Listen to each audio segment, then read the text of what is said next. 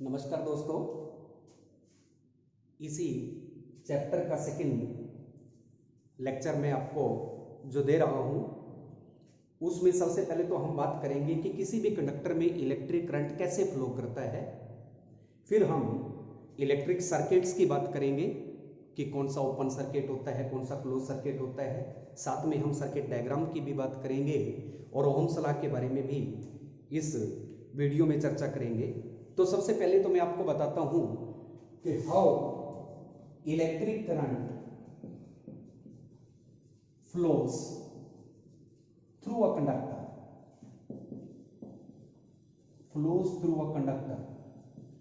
यानी किसी भी कंडक्टर में से इलेक्ट्रिक करंट फ्लो करता है तो वो कैसे करता है, उसका कारण क्या है। सिंपल सी बात, मान लो अपने पास ये एक इलेक्ट्रिक कंडक्टिंग वायर है। अब जो कंडक्टर होते हैं they contain a large number of free electrons in them, और वो जो large number of free electrons होते हैं they randomly moves in all directions. उदाहरण के लिए अब जैसे ये इस कंडक्टर के अंदर जो इलेक्ट्रॉन्स हैं वो रैंडमली डिफरेंट डायरेक्शंस के अंदर फ्लो कर रहे हैं। यहां पर ये जो मैं एरो की पोजीशंस मेंशन कर रहा हूं ये रिप्रेजेंट कर रहे हैं कि किस तरीके से डिफरेंट डायरेक्शंस के अंदर इलेक्ट्रॉन्स का फ्री मूवमेंट इस कंडक्टर के अंदर हो रहा है। मतलब किसी भी कंडक्टर के अंदर काफी सारी संख्या में फ्री इलेक्ट्रॉन्स प्रेजेंट होते हैं और वो free electrons randomly all directions के अंदर मूव कर रहे होते हैं। लेकिन जब तक इस कंडक्टर के अंदर इलेक्ट्रॉन्स ऑल डायरेक्शंस के अंदर फ्रीली मूव कर रहे हैं तब तक इसमें इलेक्ट्रिक करंट फ्लो नहीं करेगा। अब अगर हम इस कंडक्टर के दो एंड्स के अक्रॉस कुछ पोटेंशियल डिफरेंस मेंटेन कर दें, मतलब कि कोई स्पेसिफाइड वोल्टेज की बैटरी लगा दें, उस दौरान जब आप इस कंडक्टर के दो एंड्स के अक्रॉस कुछ पोटेंशियल डिफरेंस मेंटेन कर देंगे तो उसके बाद ये इलेक्ट्रॉन्स एक पर्टिकुलर डायरेक्शन के अंदर मूव करना स्टार्ट कर देंगे। लेकिन जो इलेक्ट्रॉन्स हैं वो हमेशा ही बैटरी के पॉजिटिव टर्मिनल की डायरेक्शन की ओर मूव करते हुए आपको रिप्रेजेंट करने हैं, जबकि जो चार्ज है वो इलेक्ट्रॉन्स की डायरेक्शन के ऑपोजिट फ्लो करेगा। मतलब सीधी सी बात यह है कि किसी भी कंडक्टर के अंदर इलेक्ट्रिक करंट के फ्लो का जो कारण है वो इलेक्ट्रॉन्स का फ्लो है। यानी एक और भी बात, जिस डायरेक्शन के अंदर इलेक्ट्रॉन्स फ्लो करते हैं उसके ऑपोजिट डायरेक्शन में इलेक्ट्रिक करंट फ्लो करता है। बिकॉज हम ये मानते हैं कि जो इलेक्ट्रिक करंट है that is flow of positive charge, जबकि जो इलेक्ट्रॉन्स हैं दे आर नेगेटिवली चार्ज, इसीलिए जो फ्लो ऑफ पॉजिटिव चार्ज है that is always opposite to the flow of electrons. वो हमेशा ही इलेक्ट्रॉन्स के फ्लो के ऑपोजिट डायरेक्शन में होता है। तो ये कारण आपने बताना है कि किसी भी कंडक्टर के अंदर जो करंट है वो कैसे फ्लो करता है। यानी जैसे ही आप उस कंडक्टर के दो एंड्स के अक्रॉस कुछ पोटेंशियल डिफरेंस मेंटेन कर देते हैं तो ये इलेक्ट्रॉन्स एक पर्टिकुलर डायरेक्शन के अंदर फ्लो करना स्टार्ट कर देते हैं, और जिस डायरेक्शन के अंदर इलेक्ट्रॉन्स का फ्लो होता है उसका ऑपोजिट डायरेक्शन वास्तव में इलेक्ट्रिक करंट के डायरेक्शन को रिप्रेजेंट करता है। तो कई बार आपसे डायरेक्शन ऑफ इलेक्ट्रिक करंट के बारे में पूछा जाए तो सीधी सी बात याद रखना कि पॉजिटिव चार्ज यानी बैटरी का पॉजिटिव टर्मिनल के बेस पे कह दो आप, उस डायरेक्शन से इलेक्ट्रिक करंट फ्लो करता है, और जिस डायरेक्शन में इलेक्ट्रिक करंट फ्लो करता है उसके ऑपोजिट डायरेक्शन में इलेक्ट्रॉन्स का फ्लो होता है। वैसे तो इलेक्ट्रिक करंट जो है फ्लो ऑफ इलेक्ट्रॉन्स कहलाता है लेकिन ऑपोजिट होता है, ये खास बात याद रखनी है। इसके अलावा अभी मैं आपको पहले कुछ इलेक्ट्रिकल अप्लायंसेस को उनके सिंबॉलिक रिप्रेजेंटेशन के बारे में बताऊंगा ताकि हम आसानी से फिर इलेक्ट्रिक सर्किट और सर्किट डायग्राम्स के बेस पे डिस्टिंक्शन कर सकें। ठीक है, अब मैं आपको जो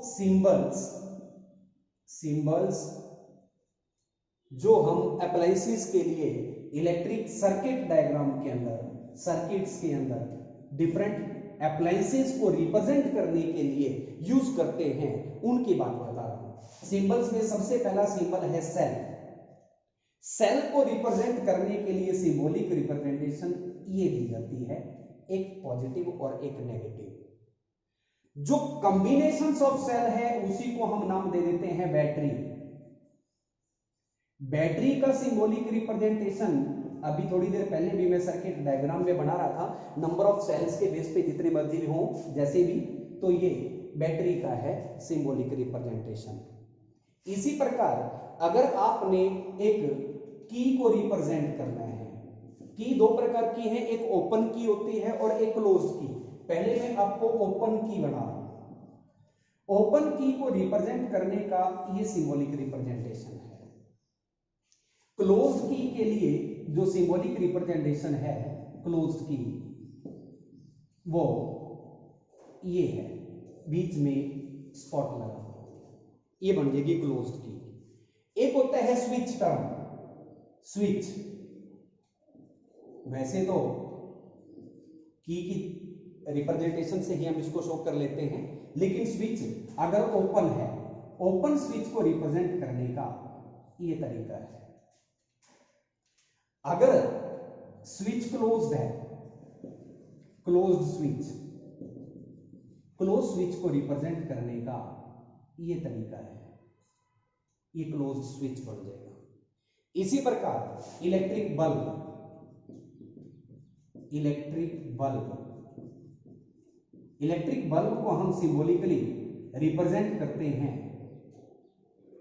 ऐसे, ये बल्ब का रिप्रेजेंटेशन है। कई जगह पर ऐसे भी बनाया होता है, एक ही बात है। एक हम electric wires, electric wire, electric wire को सिंपली ऐसे भी रिप्रेजेंट कर देते हैं। कई जगह पर इलेक्ट्रिक वायर ऐसे रिप्रेजेंट की होती है। एक है electric wires, yes, electric wire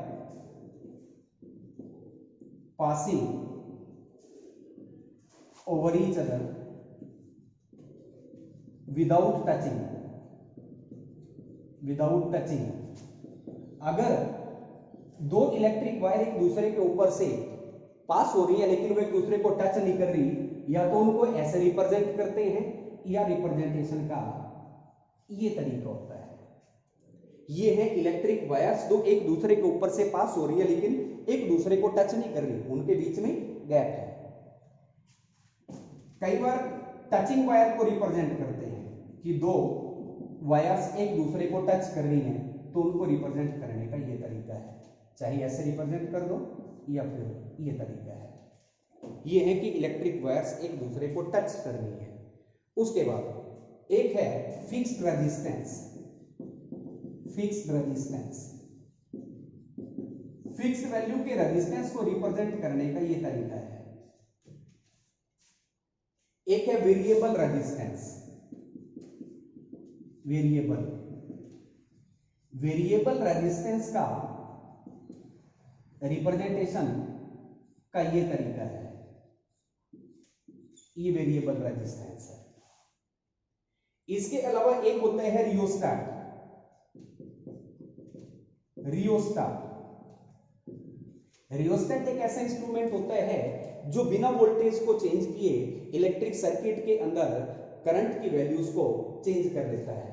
तो रियोस्टेट को रिप्रेजेंट ऐसे किया जाता है, ये रियोस्टेट का सिंबॉलिक रिप्रेजेंटेशन है। एक होता है एमीटर, एमीटर, एमीटर को रिप्रेजेंट करते हैं लेटर ए द्वारा, लेकिन पॉजिटिव और नेगेटिव टर्मिनल मेंशन होते हैं। एक होता है वोल्ट मीटर, मैं थोड़ा ऊपर लिखता हूं, वोल्ट मीटर, ये हो गया 14th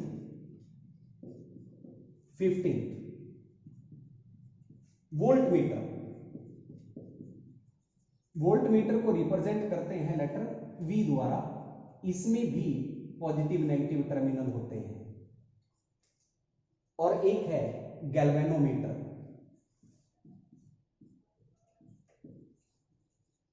galvanometer, galvanometer is an instrument which is used to detect the flow of current और यू कैन से direction of flow of current in electric circuit, इसको लेटर जी द्वारा रिप्रेजेंट करते हैं। इसमें पॉजिटिव नेगेटिव का कोई रोल नहीं है।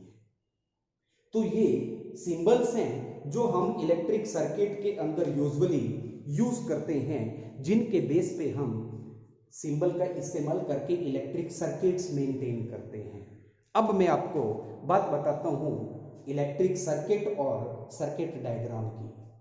तो ये बहुत ही इंपॉर्टेंट सिंबल्स हैं जो हम इस चैप्टर के अंदर किसी भी डायग्राम के अंदर रिप्रेजेंट करते हैं।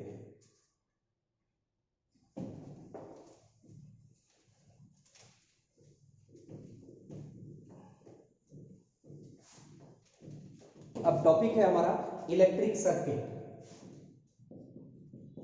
इलेक्ट्रिक सर्किट नाम से ही पता चल रहा है, इलेक्ट्रिक सर्किट का मतलब होता है अ सर्किट, या यू कैन से a closed conducting path containing the source of energy and other elements, or you can say devices which are connected with the help of conducting wires।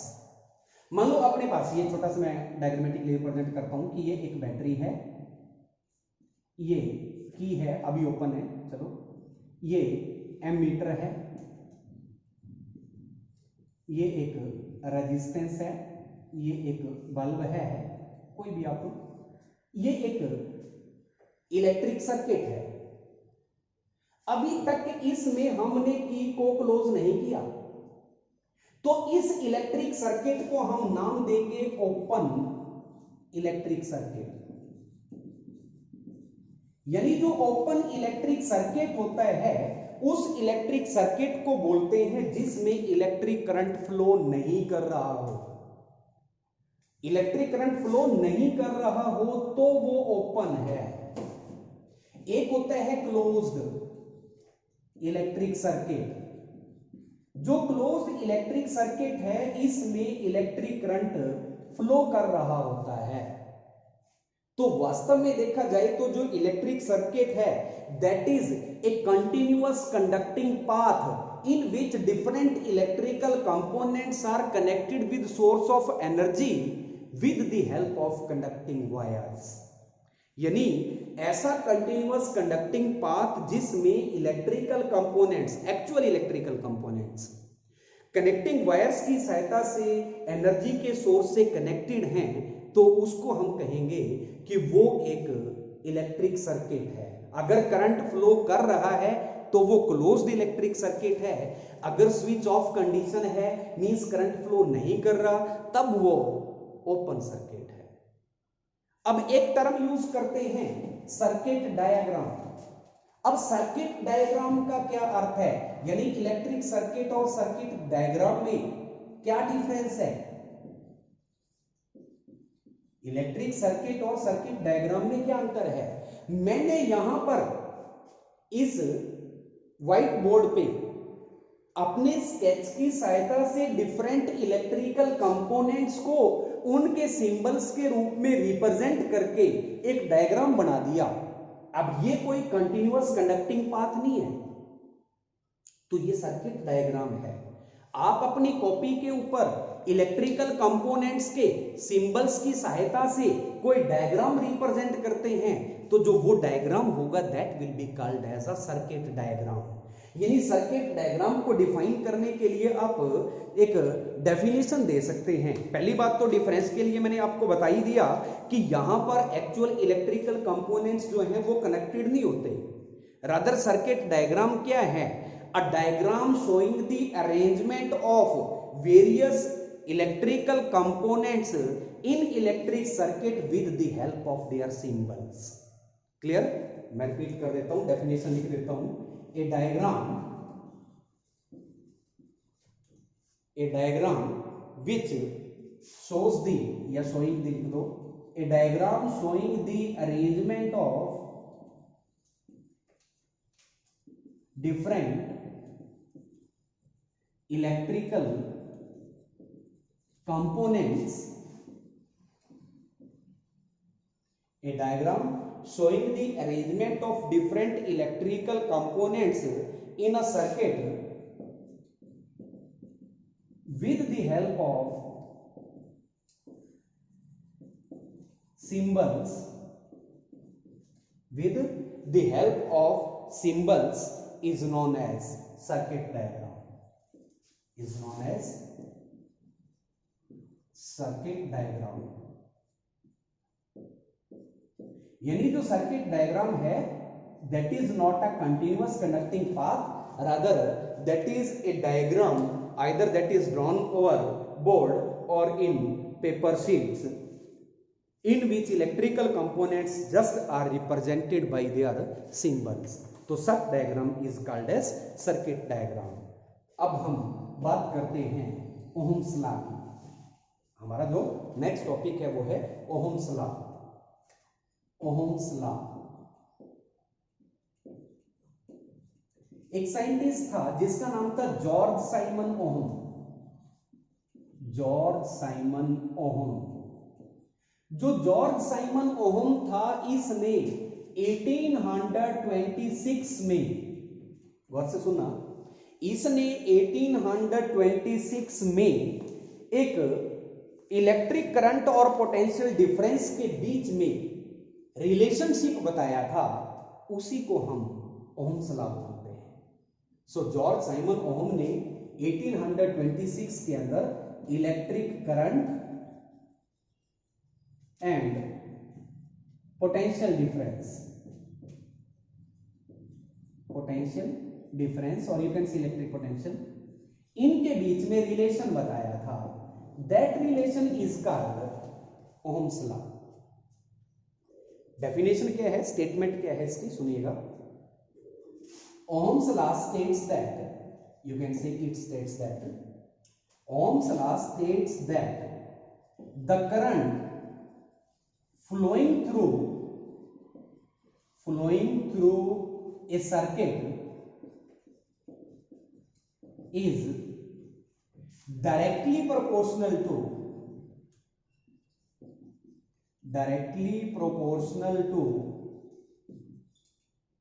potential difference applied across it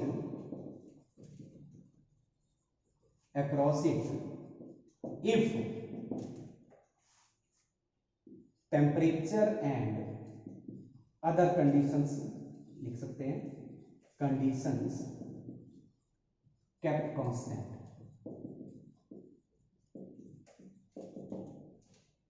यानी इसने सीधा बोल दिया कि जो current है, means current को हम लेटर आई द्वारा रिप्रेजेंट करते हैं, that is directly proportional to we.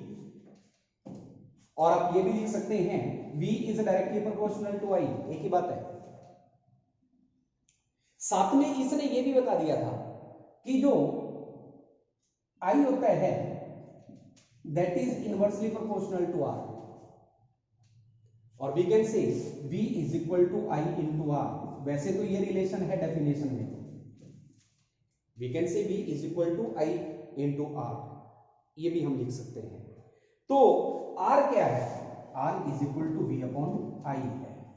तो ओहम्स लॉ सिंपली यही बात कहता है कि जो जॉर्ज साइमन ओहम था उसने 1826 के अंदर करंट और वोल्टेज के बीच में रिलेशनशिप बताया था, और उसने कहा था कि current flowing through a conductor is directly proportional to potential difference applied across it if temperature and other conditions are kept constant. इसका मतलब किसी भी इलेक्ट्रिक सर्किट में जितना ज्यादा आप पोटेंशियल डिफरेंस बढ़ाओगे उतना ही ज्यादा करंट बढ़ता चला जाएगा। यही ओहम्स लॉ है। अब ओहम्स लॉ से एक और चीज आपने निकालनी है, रेजिस्टेंस की। रेजिस्टेंस क्या है, रेजिस्टेंस,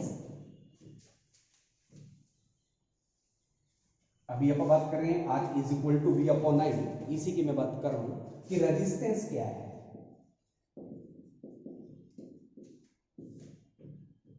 रेजिस्टेंस लेटर R द्वारा रिप्रेजेंट करते हैं, ये क्या है?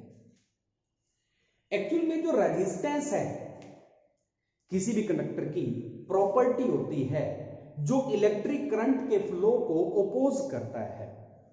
तो डेफिनेशन क्या बन जाएगी, resistance of a conductor is defined as, या पहले तो सिंपल डेफिनेशन बताता हूं मैं, रेजिस्टेंस क्या है, resistance of a conductor is the property of conductor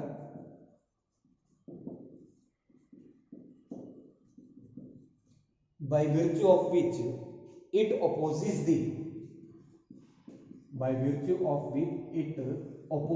the flow of electric current।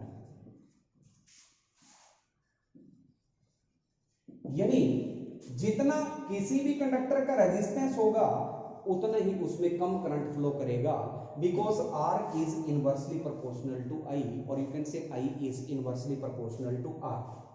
अभी रेजिस्टेंस मैंने दिया R is equal to V upon I, तो इस बेस पे R is equal to V upon I, तो इस बेस पे resistance की डेफिनेशन क्या बन जाएगी, डेफिनेशन बन जाएगी कि it is defined as the ratio of potential difference across the ends of conductor, ratio of potential difference at the या across the conductor to current. Resistance of a conductor is defined as the ratio of potential difference across the ends of a conductor to the current flowing through the conductor। Obviously कि हर एक different metal का जो resistance value है वो अलग अलग होता है। एक छोटा सा 1 ओम रेजिस्टेंस की बात करते हैं साथ में। किसी भी कंडक्टर का रेजिस्टेंस 1 ओम कब होता है, सीधी सी बात है, 1 ohm is equal to 1 volt upon 1 ampere. ये डेफिनेशन है कि कंडक्टर का रेजिस्टेंस 1 ओम कब होगा। लिखेगा resistance of a conductor is said to be 1 ohm। Resistance of a conductor is said to be 1 ohm if a potential difference of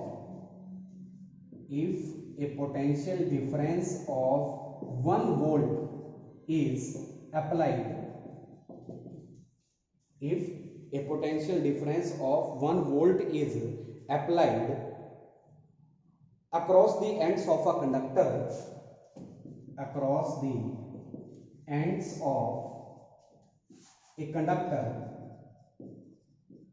applied across the ends of a conductor makes a current of 1 ampere to flow through it, makes a current of 1 ampere to flows through it।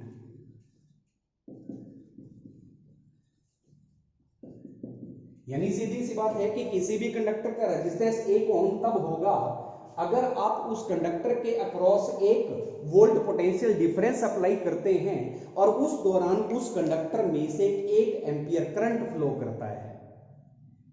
Clear?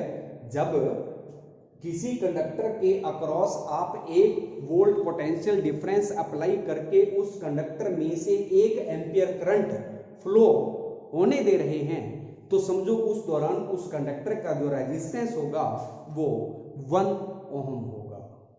तो आज के इस video में यहीं तक। Next video में हम resistance combinations की बात करेंगे कि किस तरीके से इलेक्ट्रिक सर्किट्स में जो रेजिस्टेंसेस हैं वो सीरीज और पैरेलल कॉम्बिनेशन में कनेक्टेड होते हैं। एक और कि किन फैक्टर के ऊपर किसी कंडक्टर का रेजिस्टेंस डिपेंड करता है, ये भी एक टॉपिक है। इसमें एक टॉपिक इसी चैप्टर के अंदर फिर इलेक्ट्रिक पावर का भी रहता है, वो हम नेक्स्ट वीडियो में